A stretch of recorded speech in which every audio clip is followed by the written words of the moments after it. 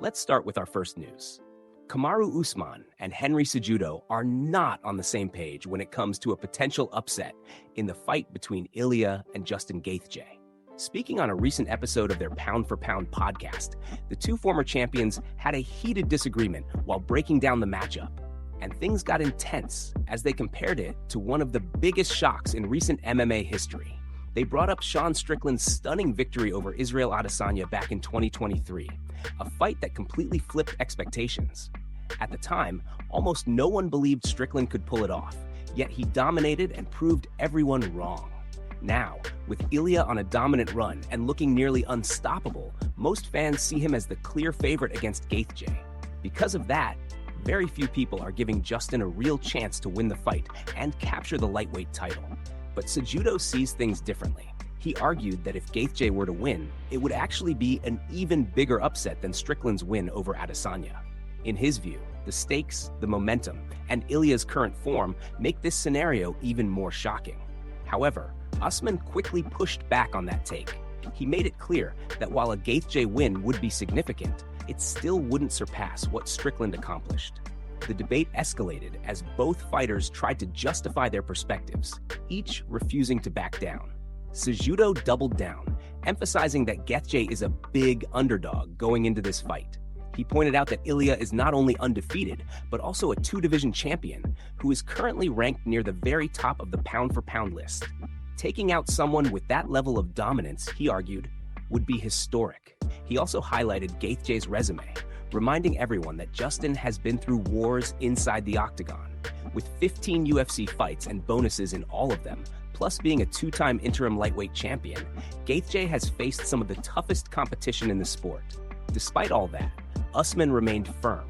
He acknowledged that it would be a big moment, but insisted it still wouldn't top the magnitude of Adesanya losing to Strickland. For him, that upset remains on a completely different level. In the end, both legends stood their ground, making it clear this debate isn't going anywhere anytime soon. Move on to another news.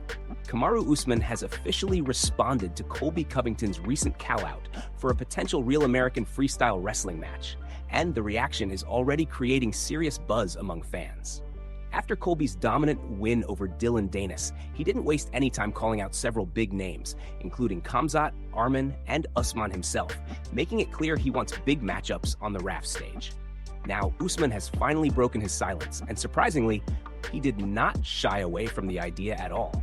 In fact, he admitted that he is genuinely interested in stepping onto the RAF mat to face Colby. He even mentioned that it would be a fun and highly competitive matchup, especially considering both fighters' elite wrestling backgrounds. However, there is one major problem standing in the way. Usman pointed out that the UFC currently has strict rules that prevent active roster fighters from competing against each other in other combat sports events, including wrestling. This restriction could make it extremely difficult to actually book the match, no matter how much interest there is from both sides. According to Usman, what he's been hearing is that two active UFC fighters are simply not allowed to wrestle each other outside the promotion. That rule alone creates a huge obstacle, especially when fans are clearly excited about the possibility of seeing these two rivals clash in a completely different setting. On the other side, Colby has already made it clear that he is willing to push for change. He plans to sit down with the UFC and discuss the possibility of adjusting the rule or making a special exception, so matchups like this can actually happen. If that were to go through, it could open the door for many high-level grappling contests between current UFC athletes. This ongoing back and forth has already sparked massive interest in a potential Covington versus Usman showdown on the mat.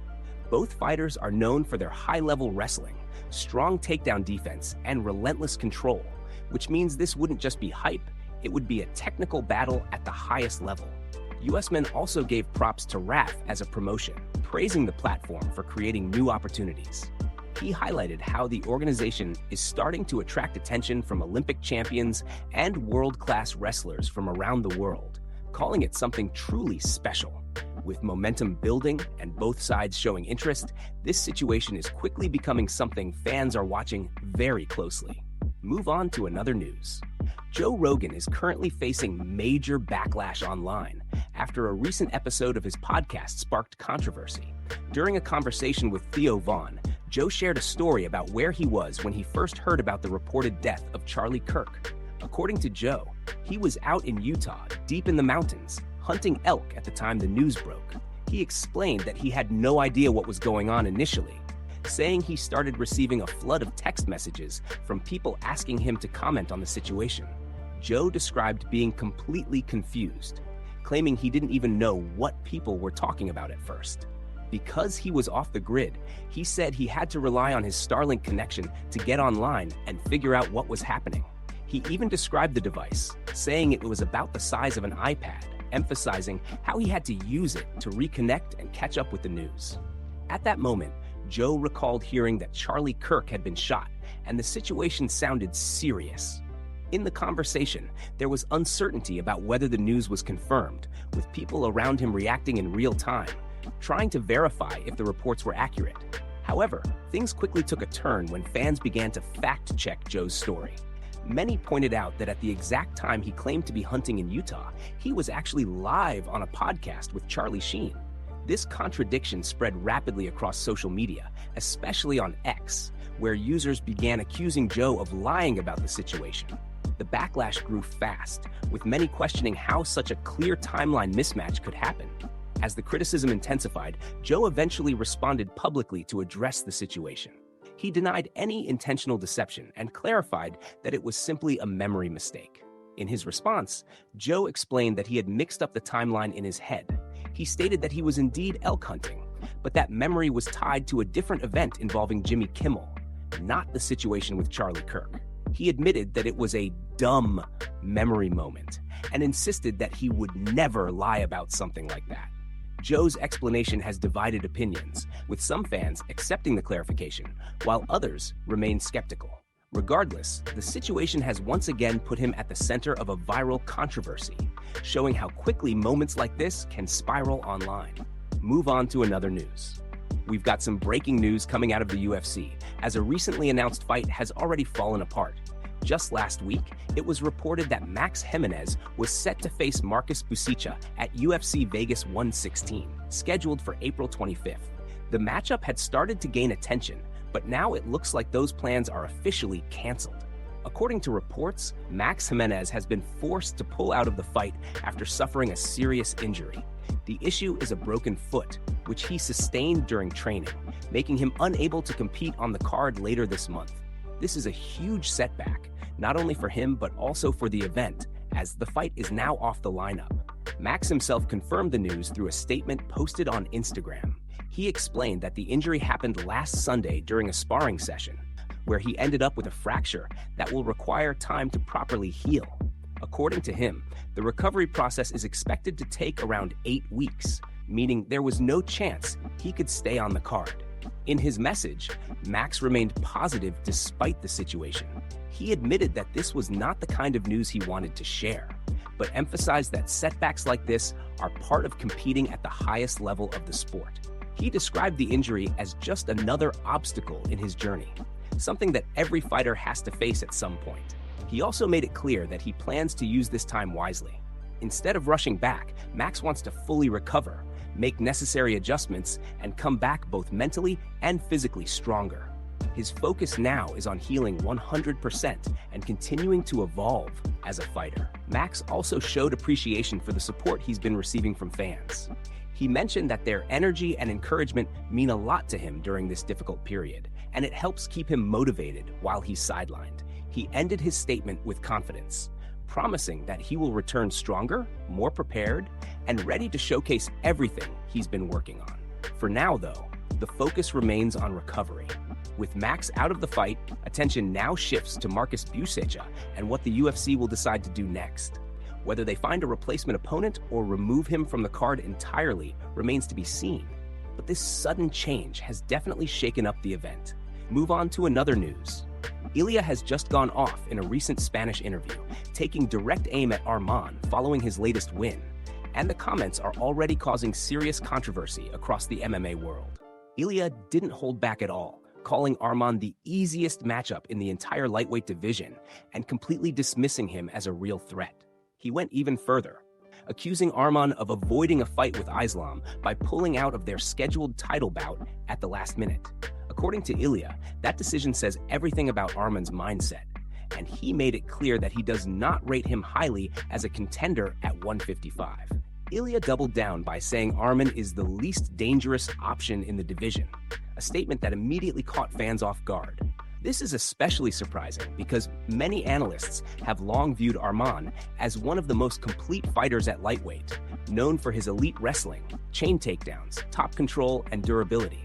These comments also connect to Ilia's past statements, where he claimed he would rather vacate the lightweight belt than fight Arman. At the time, that led to speculation from fans who believed Ilia might be avoiding a difficult stylistic matchup. However, Ilia is now flipping that narrative completely, insisting that Arman is not a challenge at all. Right now, Ilia is fully focused on his upcoming fight with Justin Gaethje. His plan is clear. He wants to secure another dominant win and then move on to challenge Islam for a third belt, continuing his pursuit of greatness and building an all-time legacy. Because of that, Ilia believes the idea that he is avoiding Arman simply does not make sense. In his view, he is chasing the toughest fights possible, and he sees Arman as far from the biggest threat in the division.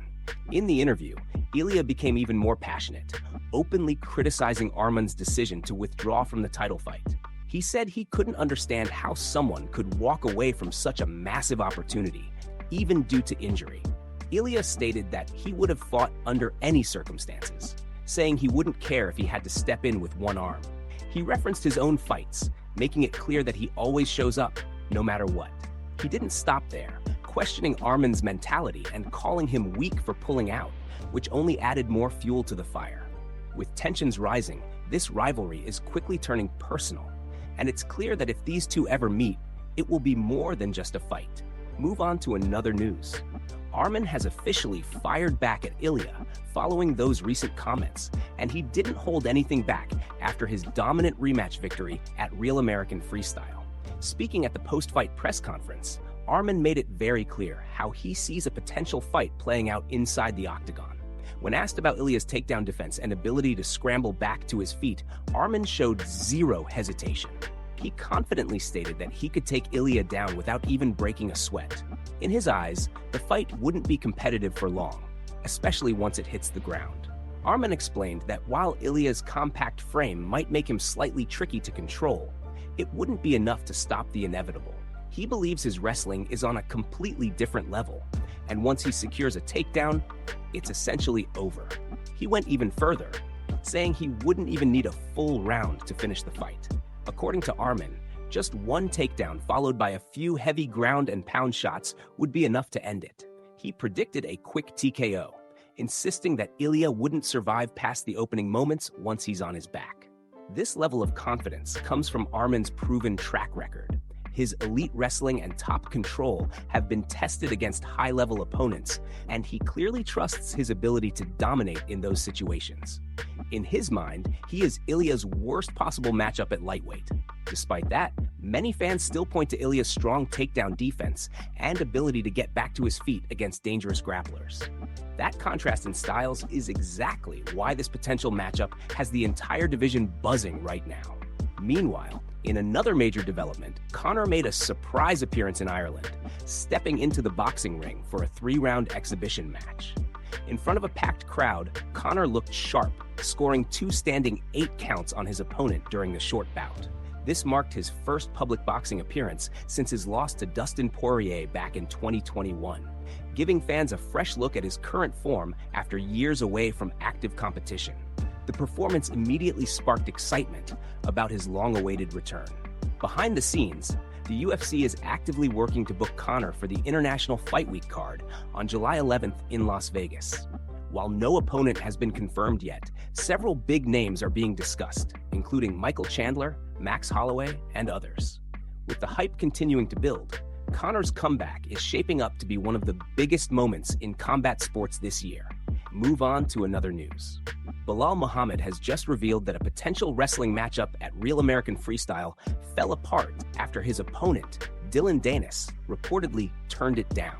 The news came during a recent YouTube appearance, where Bilal broke down exactly what happened behind the scenes and why the fight never materialized.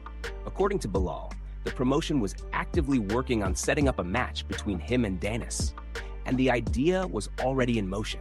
There was real momentum building around the matchup, especially after recent performances that had fans paying attention to both names in the grappling scene.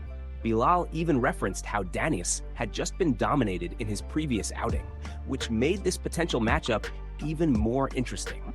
From Bilal's perspective, it looked like the perfect opportunity to step in, showcase his wrestling, and make a statement on a different platform. The plan was to have the match take place on April 18th, giving both fighters a clear timeline to prepare. However, things quickly hit a major roadblock when Danis reportedly requested a full 15-week training camp before agreeing to compete. That demand ultimately caused the entire matchup to fall through. With the event date already set and approaching fast, there simply wasn't enough time to accommodate such a long preparation period. As a result, the fight was scrapped before it could ever be officially announced. Bilal didn't hide his frustration, making it clear that he was ready to go. In fact, he described the matchup as a perfect tune-up opportunity, even saying he was looking forward to stepping on the mat and slamming Danis before returning to his main competition schedule. Despite the disappointment, Bilal kept a composed and professional tone overall. He acknowledged that these things happen in combat sports and didn't completely shut the door on the matchup happening in the future. He mentioned that they might revisit the idea later on, depending on whether Danis is willing to accept under more reasonable conditions. For now, though, the opportunity has been put on hold. Bilal also gave a shout-out to RAF, praising the promotion for continuing to create exciting opportunities and unique matchups that fans are eager to see. He made it clear that the platform is growing and bringing new energy into the wrestling scene. Even though this fight didn't come together, the situation has still generated buzz, and it shows how much interest there is in these crossover grappling matchups.